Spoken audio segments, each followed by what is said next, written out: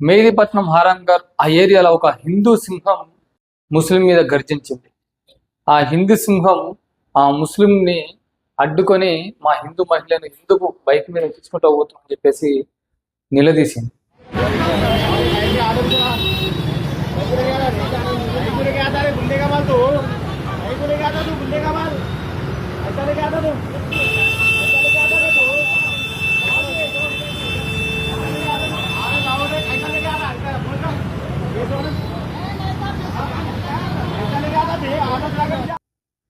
ఎందుకంటే ఆయన హిందువులో పుట్టినటువంటి ఒక సింహం లాంటి వ్యక్తి అన్నట్టు.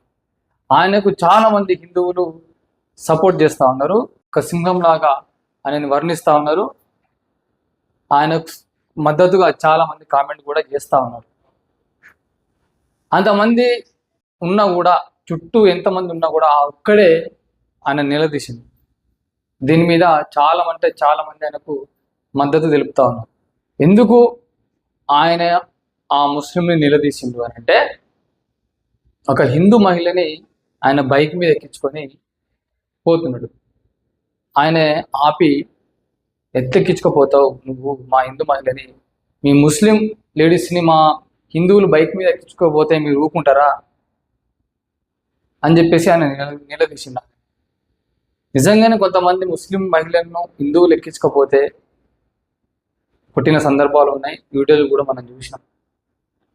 మరి ఇప్పుడు నేను అడిగేది ఏంటంటే, ఇది మంచి విషయమే కావచ్చు, ఎవరైతే మా మతం అనుకుని ఉంటారో వాళ్ళకి ఇది మంచి విషయమనే కావచ్చు.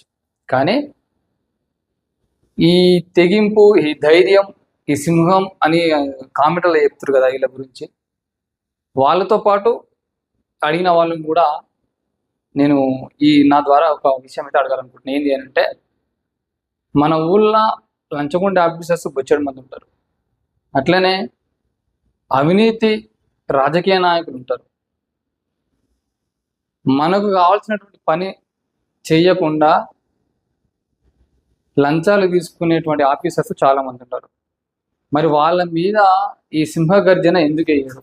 ఎలక్షన్స్ అప్పుడు హామీలు ఇచ్చి విస్మరించేటువంటి రాజకీయ నేతలను ఎందుకు ఇంత గట్టిగా నిలదీయరు? అది మనకు శాత కాదన్నట్టు. మన మైండ్ని ఎవడో దూరం నుంచి దాన్ని డైవర్ట్ చేస్తారు. మనం వాళ్ళ మాటలకు ఆకర్షితులవుతాం. ఇట్లా మనం ముస్లిం హిందూ అని గొడవ పడుతూ ఉంటాం. కానీ పైన ఉన్నటువంటి ఎవరైతే ముస్లిం నేతలు కానీ, హిందూ నేతలు కానీ, మతం ఉన్మాదం రేపేటువంటి మాటలు చెప్పేటువంటి వాళ్ళందరి పిల్లలు కూడా అట్లా రోడ్ల మీదకి వచ్చి, నువ్వు హిందూ మహిళను ఎందుకు తీసుకోబోతున్నావు, నువ్వు ముస్లిం మహిళను ఎందుకు తీసుకోబోతున్నావు అని అడుగుతారు. ఎప్పుడైనా చూసిరా మనం? అస్సలు చూడం.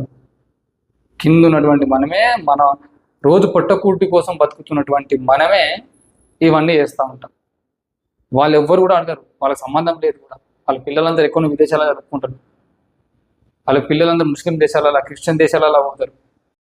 కానీ మనం మాత్రం వాళ్ళు చెప్పింది ఈయనే, మనం మీద కేసులు వేయించుకుంటాం, దెబ్బలు పడతాం, ఆఖరికి మహాధర్మం అని మాట్లాడుతూ ఉంటాం. ఇప్పుడు ర్యాపిడో నడుస్తూ ఉన్నాయి, ఊబర్ నడుస్తూ ఉన్నాయి, ఇవన్నీ నడుస్తున్నాయి కదా. దాంట్లో ఒక హిందూ డ్రైవర్ ఉంటారు, ముస్లిం డ్రైవర్ ఉంటారు. వాళ్ళు హిందువులు ఎక్కుతారు, ముస్లింలు ఎక్కుతారు. అక్కడ ఏం బాధ రాదు. కేవలం ఇట్లా లిఫ్ట్ ఇచ్చి ఆమె అత్యవసర పరిస్థితి మీద ఉండి ఆయనను అడిగినట్టుంది, ఆయన తీసుకుపోతా ఉన్నాడు. దానికి మన హిందూ సింహానికి కోపం వచ్చి ఆపేసి నిలదీసి ఆ బండి దింపి వేరే ఆటోలో ఎక్కిపోయినా ఎట్లా వేరే తెలియదు. కానీ ఎవరైతే ఈ హిందూ ముస్లిం అని ఇప్పుడు మాట్లాడుతూ ఉన్నారో వాళ్ళందరూ కూడా ఇప్పుడు అదే అడుగుతా ఉన్నా,